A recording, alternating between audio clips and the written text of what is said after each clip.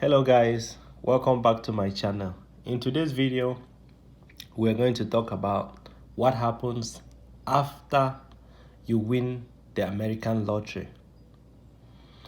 As you all know, the American lottery is a program that helped people to travel to America. It's a free program where you fill in your application. Either you submit it online and then it goes. After a few months, the result will be available and you can use your receipt that they gave you during the time you play in order to check whether you have been randomly selected or not. Now, the purpose of this video is to talk about what happens after you found out that you win, you have been selected. Okay, when you play, they give you a receipt. And then when the results come out somewhere around May, then you take your receipt and go to the website and check whether you have been selected or not. If you found out that you have been selected, congratulations. Now, you have a lot of steps to follow from there if you have been selected. If you have not been selected, then well, try again next time. If you have been selected, then you have a choice now of continue. You have to continue to follow up the program, and follow the required steps.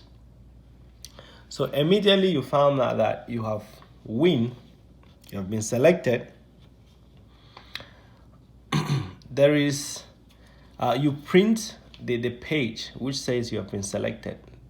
It has your name on it and you have your case number on it. You print it and then have it.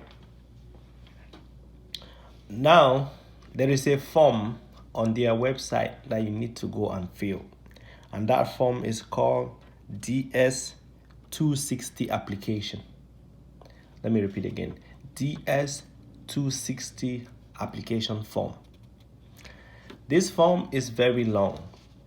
So if you win, you have to sit down either with somebody who knows how to fill in these online forms, and then you guys are going to be there for hours trying to fill the form and provide the required information about you or about your family in case you are a family man and you included your children and things like that.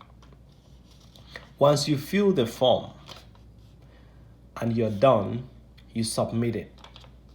Most of these websites, they are very good.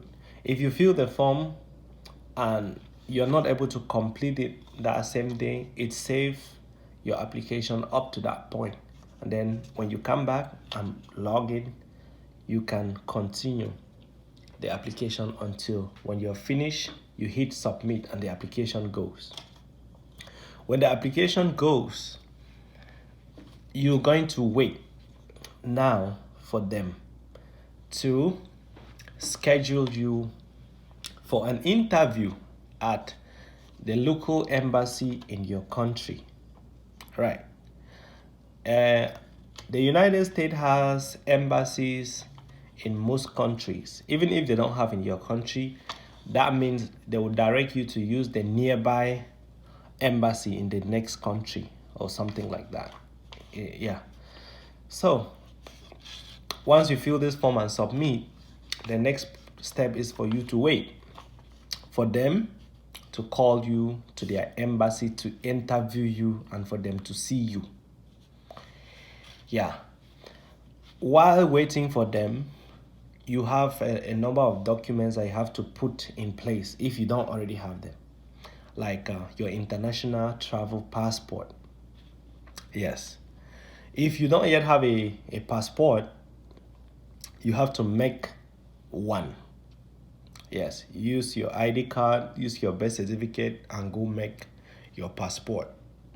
And wait for it to come while you are waiting for them to schedule you for an interview. Now, how would you know that they have scheduled you for interview? Are they going to call you, or how are you going to know? The simple thing is, they don't call you. The embassy don't call you.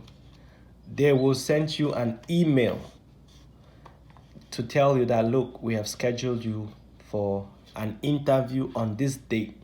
It's usually not very close. They inform you months ahead, so you can prepare and appear at the embassy that day.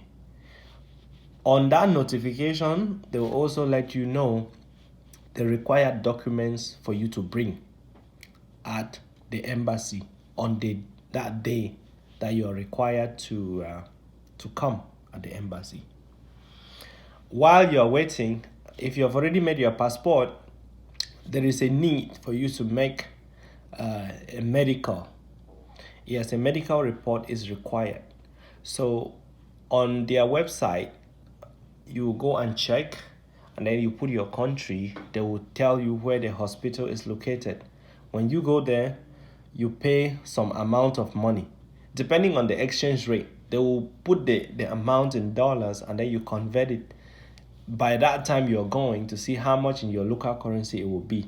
You pay, and then they check you, and then take x-ray, do all kinds of things. Whatever they are checking, you might not question them too much, and then they will prepare a big file for you to take to the embassy on the day of your interview. On this file, they will say, for the United States Embassy, do not open. You have to follow instructions. Do not open the folder. Just take it the way they've given it to you. Take it and go and keep. And then take your documents and then put them together. Your birth certificate,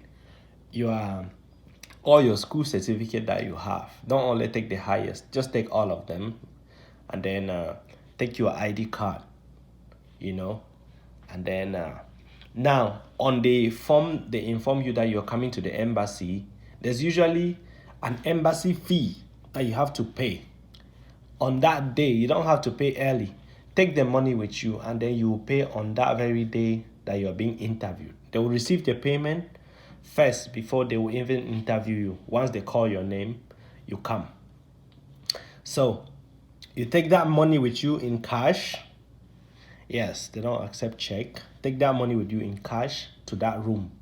So if you live far away from the embassy, you need to prepare and then either go live with a family beside where the embassy is, or you need to stay in a hotel like 3 days to your interview, and then know the area. If there's always traffic, that way you make sure you wake up early that day and go to the embassy early, so you won't miss your appointment.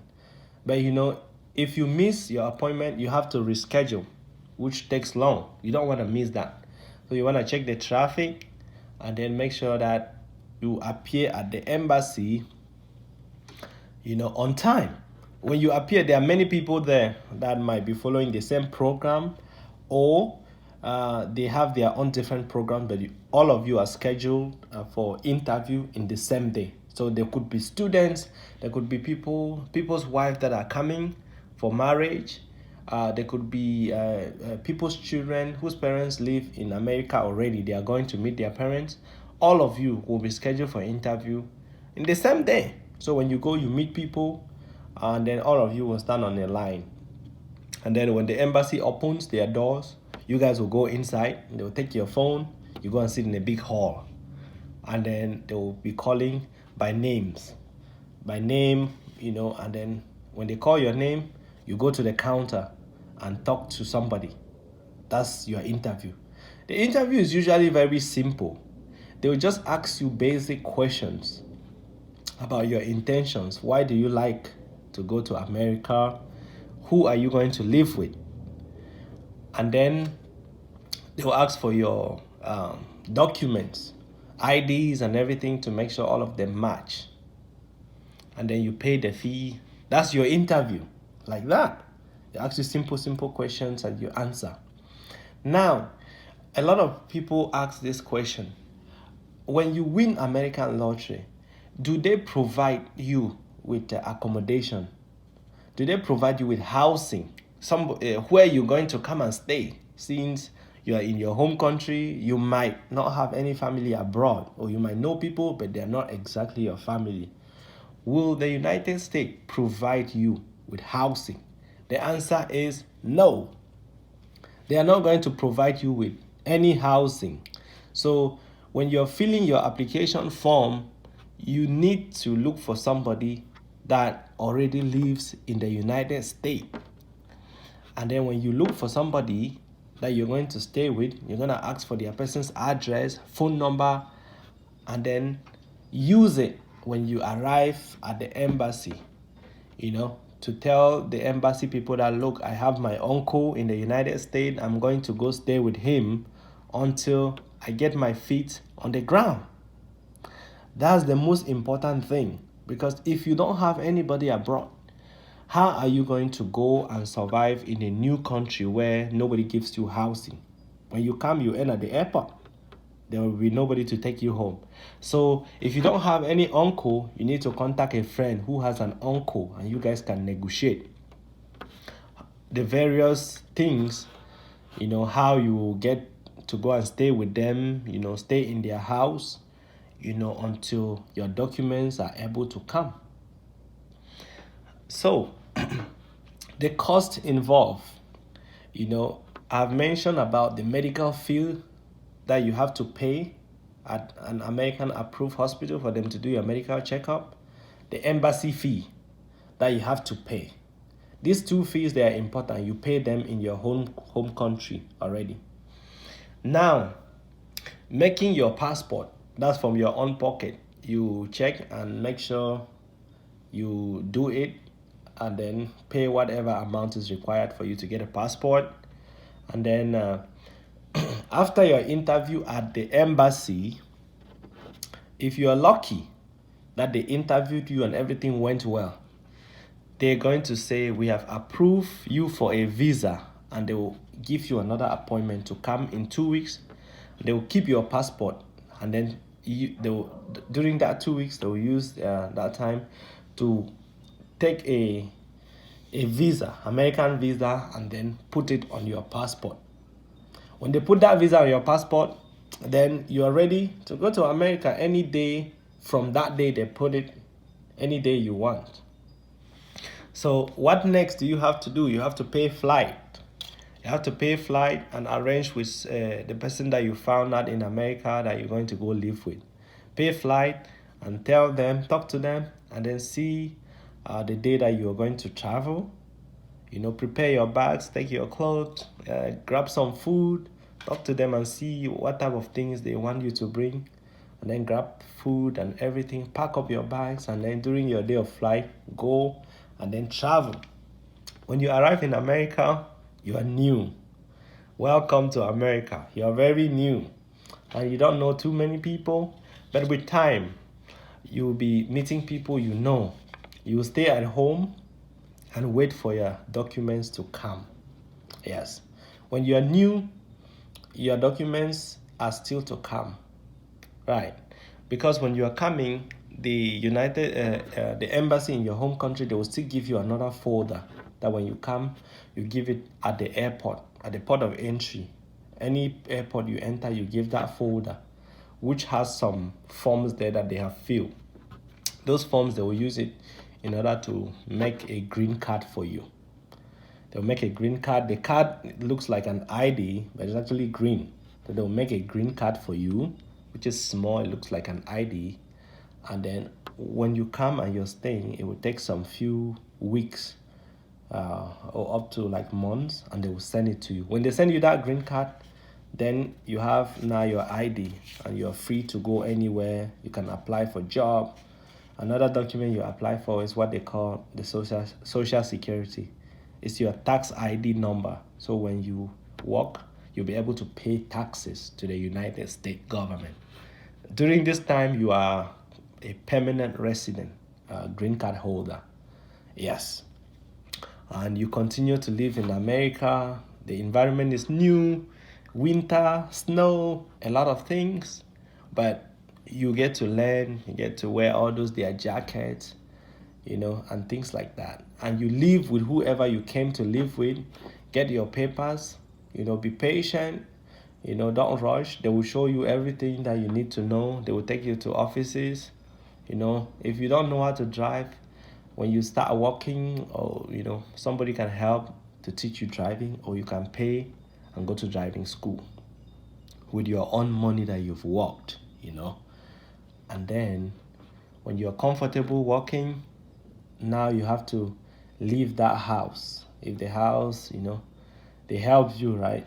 You can stay, you can continue to stay and contribute to the rent, or you can leave the house and go rent with your friends. As you meet people, you might meet other people too that came through the same program, and then you guys mingle together. You start trying new things. You talk to American people and in the place you are working. And then from there, step by step, you start learning the culture and the things people here do, what they eat, what they don't, whether they greet people or not, and things like that. And then gradually you'll be getting your feet on the ground.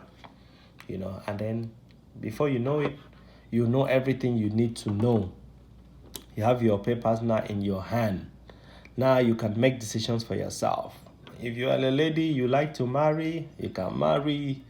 If you like to go to school and continue school, of course, take that responsibility upon your head and then go register in a school.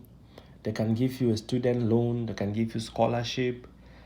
Use that opportunity to study. If you don't like to study, you can just work any basic job that's available based on what you're able to find.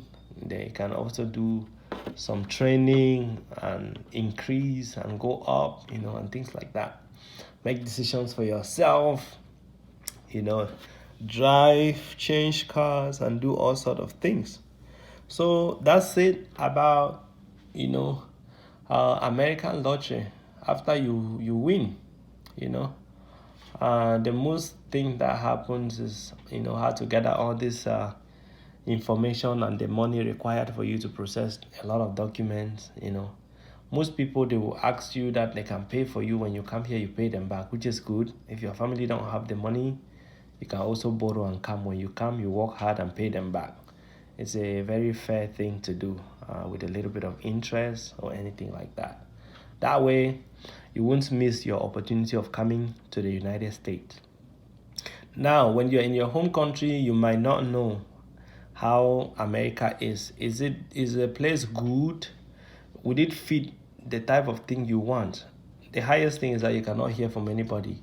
You have to come. When you come, you stay here and experience it yourself. If you don't like it that much, you can always figure out what to do, because now you have seen it before. You can choose now. Oh, I think I will do something else. I think, so that's it. Thank you guys for watching, and please subscribe and then share. And thank you so much.